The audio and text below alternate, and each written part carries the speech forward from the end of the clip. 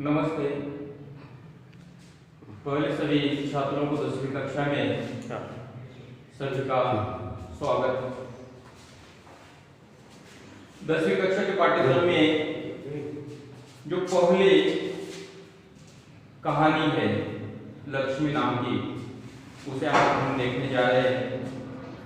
पहले कहानीकार का परिचय देखेंगे।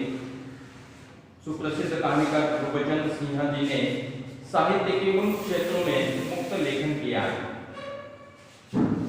आपकी भाषा सरल और प्रवाही है, इसी वजह से आपका साहित्य रोचक बन पड़ा। कहानी के बारे में लिखा है, प्रस्तुत संवादात्मक कहानी में कहानीकार ने दिए गए वचन के प्रति जिम्मेदारी और प्राणी मात्रा के प्रति दया की भावना व्यक्त करते हुए पशु प्रेम दर्शाया। लेखक का कहना है कि अनुपयोगी हो जाने पर भी प्राणियों को पालन पोषण करना ही मानवता। यदि व्यक्ति लाभ, हानि, हित, अहित, स्वार्थ और जगत के प्रपंचों से परे हटकर पशु पक्षी प्राणी से भी जुड़ता है तो आत्मिक सुख के साथ भौतिक सुख समृद्धि भी अवश्य प्राप्त होती। निष्ठा, विश्वास और स्वार्थ रहित संबंधों की बुनियाद पर खड़े रहना ही कहानीकार का मूल स्रोत है। बच्चों, अगर कोई मनुष्य लाभ, हानि, हित, अहित, स्वार्थ से हटकर किसी पशु पक्षियों से अपना नाता जोड़ता है तो उस मनुष्य को अपने जीवन में आत्मिक सुख भी प्राप्त हो जाता है। आत्मिक सुखों के साथ भी कभी कभी भौतिक सुख भी प्राप्त हो जाता है। पिछले पाठ्यक्रम में 11वीं कक्षा में प्रेमचंद जी की एक कहानी थी और उस प्रेमचंद जी की कहानी में बताया गया था कि एक महादेव सुनार नाम का व्यक्ति अपने पास तोता पालता है और उस तोते से इतना लगा होता है कि तोते के बिना उसका जीवन नहीं है। जैसे लगता है कि तोता ही उसका प्राण है। ऐसी अवस्था में सभी बच्चे उस बूढ़े महादेव सुनार को खिंचाने लगते हैं, लेकिन फिर भी अपने जीवन नैया आगे बढ़ाते बढ़ाते उस तोते के साथ अपनी जिंदगी बिताते बिताते वह अपने दिन काटता रहता था। बच्चे खिंचाने के कारण एक दिन बच्चों ने उस तोते को उस महादेव सुनार के पास के पिंजड़े से उसे बाहर निकाल दिया। बाहर निकालते ही वो पिंजड़ा खोलने के बाद तोता उड़कर किसी एक वृक्ष पर जा बैठा। वृक्ष पर जा बैठने के बाद महादेव सुनार परेशान होने लगा, उस तोते के पीछे भागने लगा। बच्चे उसके पीछे उन्हें खिंचाते हुए भागने लगे हैं। बच्चे खिंचाते रहे, महादेव सुनार उस तोते के पीछे दौड़ता रहा। कभी इस डाली से उस पेड़ पर, उस पेड़ से आगे किसी वृक्ष पर जाकर वह तोता बैठता था। दिन ढलने लगा था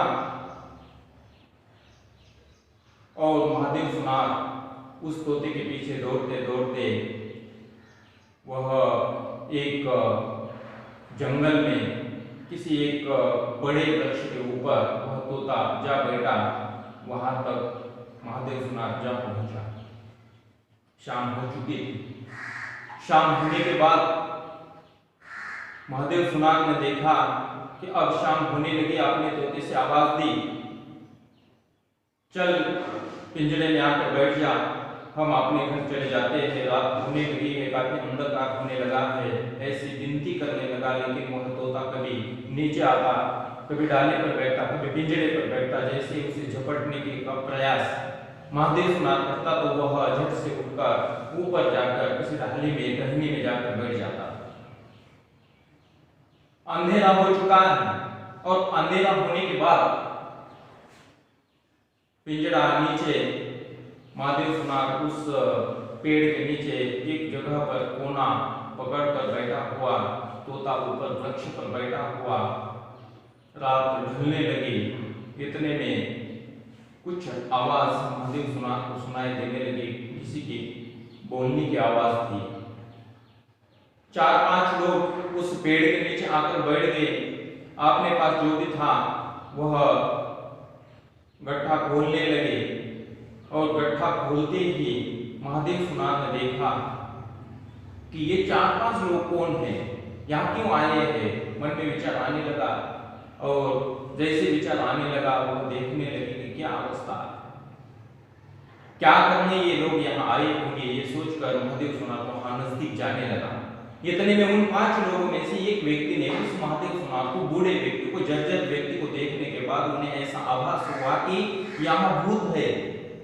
और जैसे भूत है ऐसा मन में लगा, वहां के 5 व्यक्ति वहां से भाग गए और जो उनके पास गड्ढा था वह उसी जगह पर रखकर वहां से उन्होंने धूम ठोक दी। महादेव उस गड्ढे के पास चला गया और उस गड्ढे में देखा तो बहुत सारी सोने की मुहराएं थी। उन सोने की मुहराओं को देखकर महादेव प्रसन्न हुआ और प्रसन्न होने के बाद उसने अपने आत्माराम तोते को देखा। आत्माराम से कहने लगा कि अब तो नीचे आ, हम अपने वापस घर चलते हैं। देखिए बात बड़ी मजेदार है।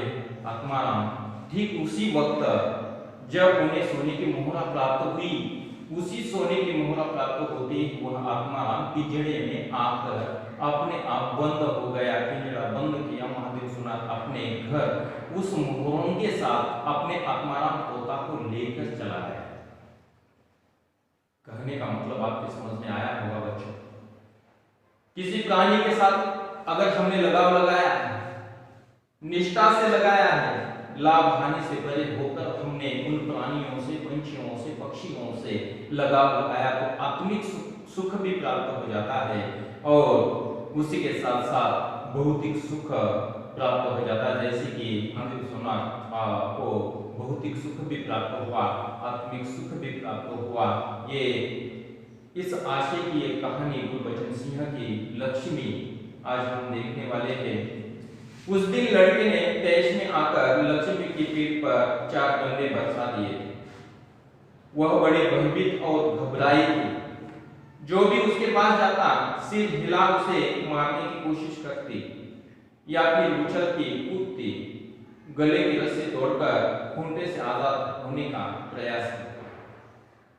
करामत अली इधर 2-4 दिनों से अस्वस्थ था, लेकिन जब उसने यह सुना कि रहमान ने गाय की पीठ पर डंडे बरसाए हैं तो उससे रहा नहीं गया। वह किसी प्रकार चारपाई से उठकर धीरे धीरे चलकर बथान में आया। आगे बढ़कर उसके माथे पर हाथ फेरा, कुछ कहा और भोले से उसकी पीठ पर हाथ फेरा। लक्ष्मी के शरीर में एक सिहरन से दौड़ गई। यहाँ कुछ कठिन शब्द है, उन्हीं कठिन शब्दों को आप अपने नोटबुक में नोट कर लीजिए। जैसे कि तेज में आना, आवेश में आना, ये उसका अर्थ है। एक दिन ऐसा आया, लड़के ने तेज में आकर, आवेश में आकर लक्ष्मी के पीठ पर 4 डंडे बरसा दिए। डंडे बरसाने का कारण अलग है। डंडे बरसाने के बाद लक्ष्मी की अवस्था भयभीत हो चुकी है, घबराई गई है। जो भी उसके पास जाता है, लक्ष्मी के पास चला जाता है, वह लक्ष्मी सिर हिलाकर उसे मारने की कोशिश करती या फिर उछलती कूदती। गले में जो बंधी हुई रस्सी है उसे तोड़कर खूंटे से आजाद होने का प्रयास करती है। वो वहां रहना नहीं चाहती क्योंकि अपने मालिक के बेटे ने उसे मारा, बड़ी बेरहमी से मारा, इसलिए वो लक्ष्मी परेशान हो चुकी है। इधर करामत अली 2-4 दिनों से अस्वस्थ था, लेकिन जब उसने यह सुना कि रहमान ने गाय को बड़े रहमी से, बेरहमी से पीटा है तो उससे रहा नहीं गया। वह किसी प्रकार चारपाई से उठकर धीरे धीरे लक्ष्मी के पास उसी बथान में, जहाँ पालतू प्राणियों के रहने की जगह उसे बथान कहा जाता है, उसी जगह पर वह करामाकारी पहुंचा है। आगे बढ़कर उसके माथे पर हाथ फेरा, लक्ष्मी के माथे पर हाथ फेरा है, उसे आवाज दी, पुचकारा है उसे, और गोली से उसकी पीठ पर से हाथ फेरा।